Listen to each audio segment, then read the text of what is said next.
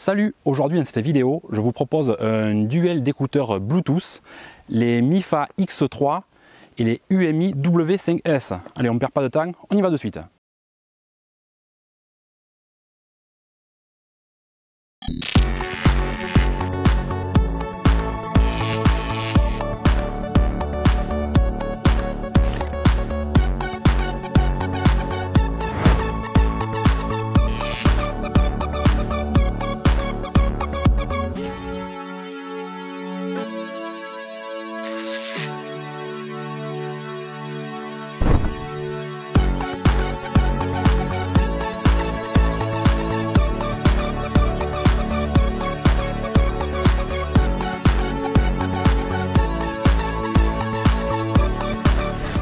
Tour des boîtes, on a une philosophie différente entre ces deux constructeurs. MIFA a opté pour une grosse boîte noire avec des inscriptions bien visibles en jaune et des côtés jaunes. UMI, lui, fait plutôt dans le minimalisme et la sobriété, une petite boîte blanche avec juste le visuel du produit, alors que MIFA ne met même pas le visuel du produit. Allez, maintenant place au déballage. Et je commence avec les MIFA. Sur le dessus, on retrouve le boîtier de rechargement avec les écouteurs à l'intérieur, heureusement. Sous la mousse et dans le compartiment, il y a un sachet d'embouts en silicone. Alors il y a 3 tailles, S, M et L, et d'origine il y a une paire d'embouts supplémentaires en taille M déjà montés sur les écouteurs. On a aussi un sachet avec le câble de rechargement USB d'un côté, micro USB de l'autre, et pour terminer la notice qui est bien en français. Ça c'est bien. Chez UMI, dès l'ouverture, on retrouve dessus un petit papier qui explique les fonctions de base, comment mettre les oreilles dans les oreilles, etc. Il y a le boîtier de rechargement avec les écouteurs à l'intérieur, là aussi. Une petite boîte notée Accessories avec dedans,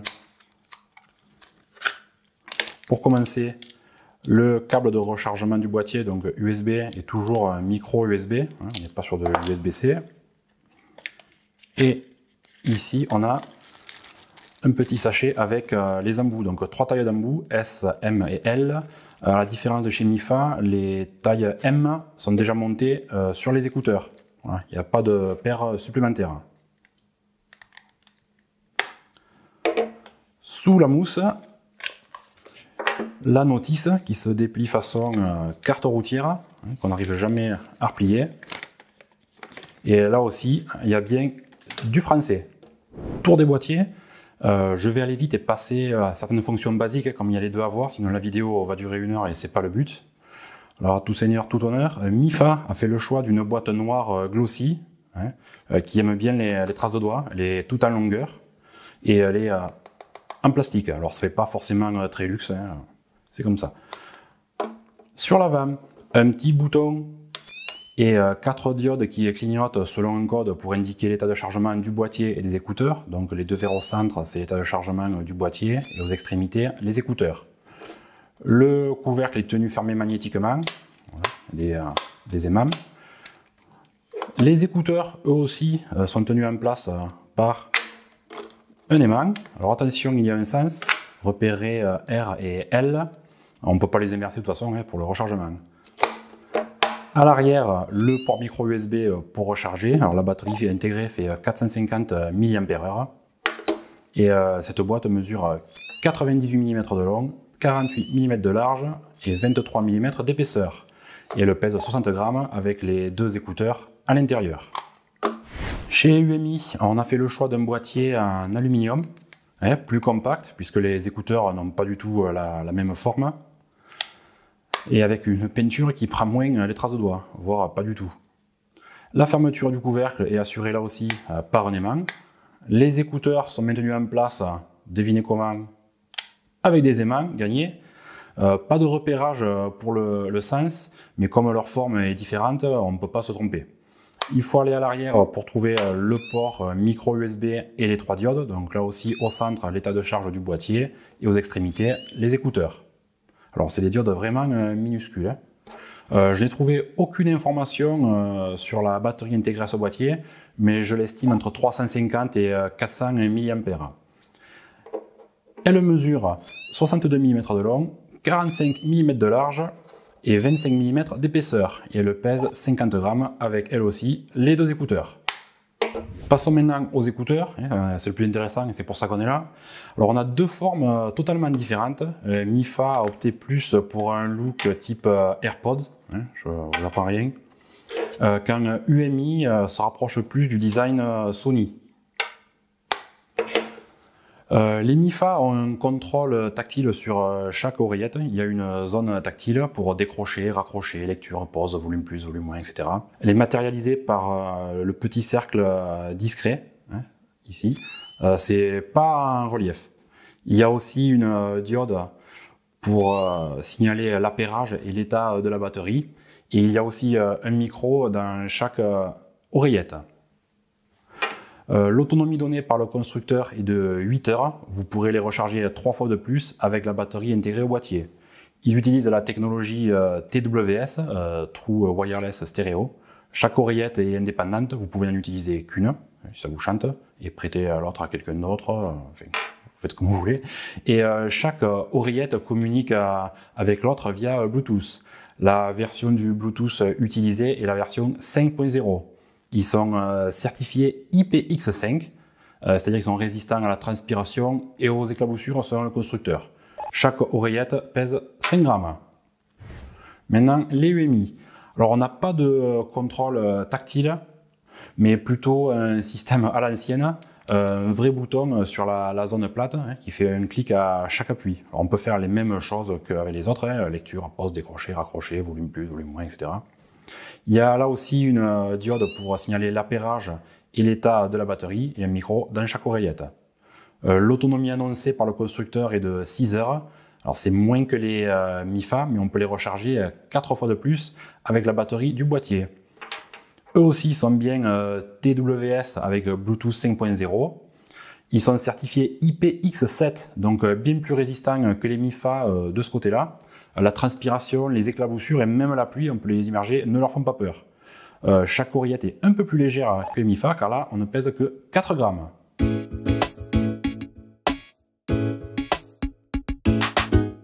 La construction des écouteurs eux-mêmes est plutôt bonne, il n'y a rien à dire de ce côté. La seule chose qui ne fait pas trop rêver, c'est le boîtier en plastique des Mifa. Quand on regarde à côté le boîtier en aluminium des UMI, de suite, ça jure un petit peu. L'appairage Bluetooth est très simple pour les deux. Une fois qu'on l'a fait la première fois, donc là, rien non plus de très compliqué, c'est assez habituel. Pour les Mifa, on ouvre le boîtier, il s'appaire automatiquement avec le téléphone. Pour les UMI, il suffit d'ouvrir, de les sortir. On entend la petite voix en plus qui nous dit que l'appairage est en cours. Et puis voilà, c'est appairé. Et une fois qu'on les remet dedans, c'est terminé. La navigation tactile avec les Mifa fonctionne très bien. Il suffit d'apprendre les combinaisons. Un appui, 2 appuis, 3 appuis. C'est sans problème. Sur les UMI, c'est un bouton physique qui fait tic-tic.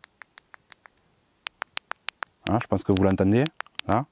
Moi, personnellement, je préfère ce genre de commande, pas tactile, même si ça fonctionne très bien, voilà, c'est une question de goût, chacun décidera. Je préfère moi un appui physique. Moi je sais que j'ai appuyé, pour moi c'est l'idéal.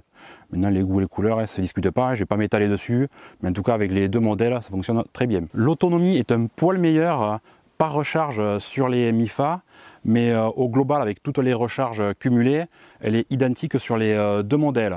Quoi qu'il en soit, il n'y aura aucun problème pour passer une journée complète. Il n'y a pas de système d'annulation des bruits ambiants sur ces deux modèles. Bon, pour le prix, il fallait s'y attendre. Mais Mifa tente une ruse et joue sur l'ambiguïté. Il y a en fait un système d'annulation des bruits seulement en communication avec les deux micros, un petit peu comme sur les smartphones, avec tous les micros qui sont disposés tout autour du téléphone. Ça annule les bruits ambiants pour ne capter que votre voix. C'est pareil avec les Mifa. En communication, justement, aucun problème rencontré. J'entends très clairement mon correspondant. Mon correspondant, lui, m'entend très bien aussi. On peut donc prendre l'appel en appuyant une fois ici ou une touche sur le tactile. Et pour raccrocher, pareil. Maintenant, le point pas très objectif, le son. Les MIFA ont une sonorité assez équilibrée avec un petit peu de basse, mais elle n'écrase pas le reste du spectre. C'est assez agréable à l'écoute.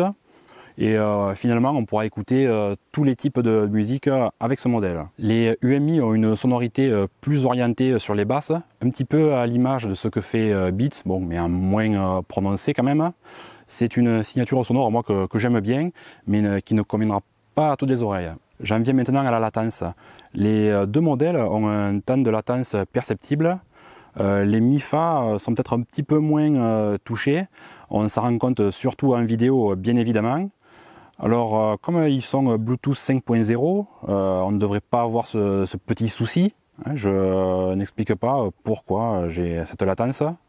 Avec un téléphone portant qui fait lui aussi Bluetooth 5.0.